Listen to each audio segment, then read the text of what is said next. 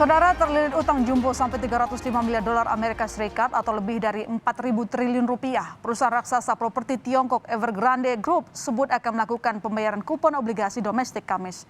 Dikutip dari APTN, komitmen pembayaran bunga kepada pemegang obligasi Tiongkok belum menunjukkan tanda Evergrande juga membayar obligasi terpisah di luar negeri. Seperti diketahui, Evergrande punya kewajiban pembayaran bunga sebesar 47,5 juta dolar Amerika Serikat yang jatuh tempo 29 September. Perjuangan Evergrande Group menghindari default sempat membuat saham global goyah karena punya utang sampai 305 miliar dolar kepada berbagai kreditur, pemasok, dan investor. Indonesia ikut mengantisipasi gagal bayar utang Evergrande Group. Menteri Keuangan Sri Mulyani mengatakan jumlah utang perusahaan properti terbesar kedua di Tiongkok tersebut tidak hanya berdampak besar bagi perekonomian Tiongkok, tetapi juga dunia. Sebelumnya, Gubernur Bank Indonesia Peri Warjio menyebut selain isu tapering the Fed, gagal bayar Evergrande bakal menambah sentimen negatif yang memengaruhi arus modal asing ke negara berkembang termasuk Indonesia. Di Tiongkok atau RRT karena terjadinya gagal bayar dari satu perusahaan konstruksi kedua terbesar di RRT, di mana total utangnya mencapai di atas 300 billion US dollar dan mereka akan mengalami situasi yang sangat tidak mudah dan memiliki dampak atau ripple yang luar biasa besar baik pada perekonomian domestik di Tiongkok maupun di dunia. Jadi kita juga harus melihat dengan mewaspadai apa yang terjadi di dalam perekonomian Tiongkok dengan adanya fenomena gagal bayar dari perusahaan Evergrande ini. Kegagalan bayar korporasi di pasar keuangan Tiongkok, rencana pengurangan stimulus atau tapering oleh Bank Sentral Amerika, the Fed, serta peningkatan sejumlah kasus COVID-19 di sejumlah negara. Perkembangan tersebut berpengaruh terhadap preferensi investor global atas aliran portofolio ke negara-negara berkembang. Dalam upaya melambatkan krisis gagal bayar Evergrande, mengutip Bloomberg, Bank Sentral Tiongkok People's Bank of China (PBOC) menyuntikkan likuiditas jangka pendek sebesar 110 miliar yuan atau 17 miliar dolar Amerika Serikat ke dalam sistem keuangan Tiongkok. Jumlah tersebut merupakan operasi pasar terbesar sejak Januari. Sebelumnya, PBOC juga sudah menyuntikkan likuiditas 3 sesi berturut-turut dalam upaya meredakan kegelisahan pasar. Ya, risiko gagal bayar perusahaan properti raksasa Tiongkok sempat membuat pasar saham sejumlah negara Asia goyah, saudara, memicu panic selling. Sejauh apa dampaknya pada pergerakan saham Indonesia? Kita diskusikan dengan Kepala Riset Prospect Capital Alfred Nainggolan. Selamat malam, Bang Alfred. Halo, selamat malam. Oke, Bang Alfred, sebelum kita jauh mendiskusikan dampaknya, pertanyaan pertama, kenapa pasar begitu memberikan perhatian terhadap Evergrande?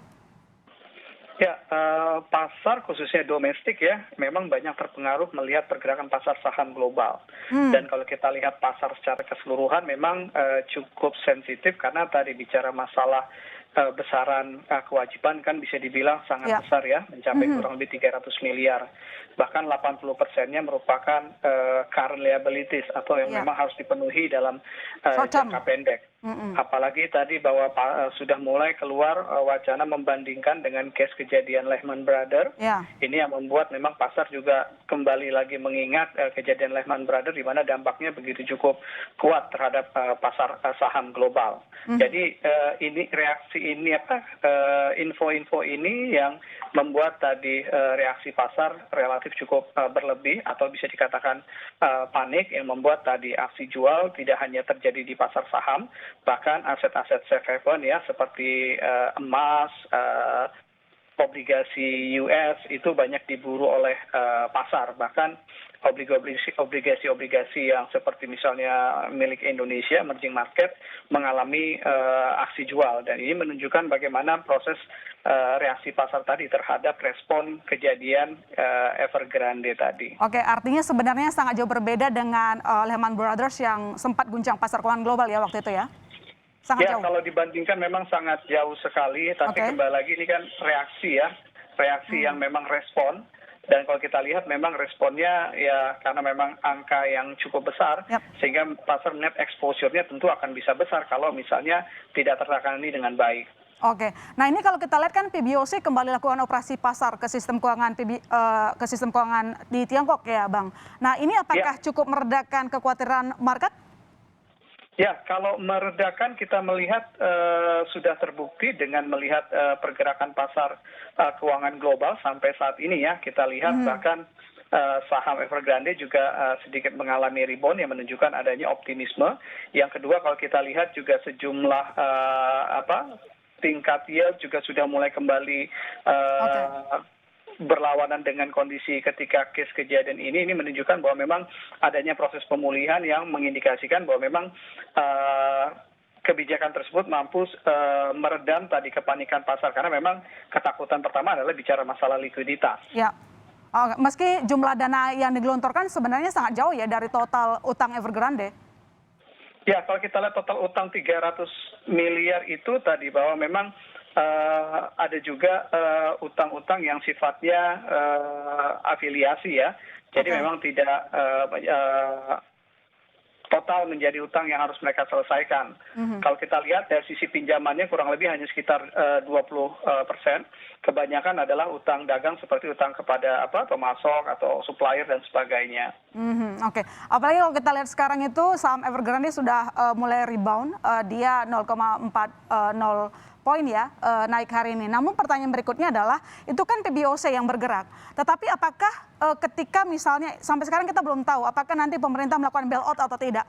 Apakah kalau misalnya pemerintah Tiongkok memutuskan bailout maka ini akan menenangkan pasar termasuk juga global termasuk Indonesia di situ. Ya, kalau kita melihat kondisi level pasar atau indeks global saat ini termasuk di kita juga bisa dikatakan sudah pulih ya dari reaksi kejadian ini. Artinya kalau kita lihat itu udah cukup baik, artinya resiko financial distress yang terjadi pada Evergrande ini sudah mulai terisolasi, sehingga dampaknya tidak akan bersifat sistemik. Jadi kalau melihat kondisi ini sepertinya sudah mulai teredam, apalagi melihat tadi bahwa emas juga kembali turun, bahkan harga pasar saham global juga sudah mulai mengalami kenaikan, asing juga sudah mulai cukup confident di pasar emerging market yang kita tahu bahwa memang resikonya bisa dibilang kategori pasar yang cukup beresiko, artinya memang mereka sudah cukup nyaman dengan kondisi saat ini melihat kebijakan dari bank sentral, baik juga pemerintah dan juga dari sisi perusahaannya Evergrande yang juga tadi punya komitmen untuk menyelesaikannya. Intervensi PBOC terbukti efektif, cuman kan takutnya kita jangan sampai cuma jangka pendek. Kalau misalnya kita tidak berharap, kalau sampai ada gagal bayar, bagaimana nasib IHSG ke depan? Ya, kalau ini memang artinya bahwa tidak bisa hilang serta-merta ya, artinya juga pasar tetap mencermati juga proses bagaimana penyelesaian untuk Evergrande, karena sekali lagi exposure-nya cukup besar kalau dilihat dari sisi ukuran kewajibannya. Jadi nanti tinggal melihat nanti sejauh mana dampaknya terhadap terkhusus tadi pasar saham di China, artinya itu menjadi respon tercepat yang bisa dilihat oleh market. Nah, kalau dari sisi kita sendiri mungkin dampaknya tidak terlalu besar kecuali tadi ada contingent effect untuk properti secara keseluruhan di Cina. Karena memang kalau kita lihat tetap keseluruhan lebih kepada dampak market atau secara marketnya ya, artinya memang kalau memang ternyata cukup parah arahnya tentu akan mempengaruhi tadi properti di Cina dan porsi properti di Cina juga terhadap pertumbuhan ekonomi mereka juga relatif cukup signifikan sehingga nanti tetap mengganggu juga proses pemulihan ekonomi Cina dan tentu ini juga akan mengganggu outlook juga bagi negara-negara seperti kita. Ya, harapan kita jangan sampai merembet ke proses pemulihan ekonomi yang buruk dan tadi indeks harga saham gabungan tampaknya juga masih akan positif ya Bang, gerakannya masih sideways. Terima kasih Bang Alfred telah bergabung di Berita Utama. Selamat malam, sehat-sehat selalu.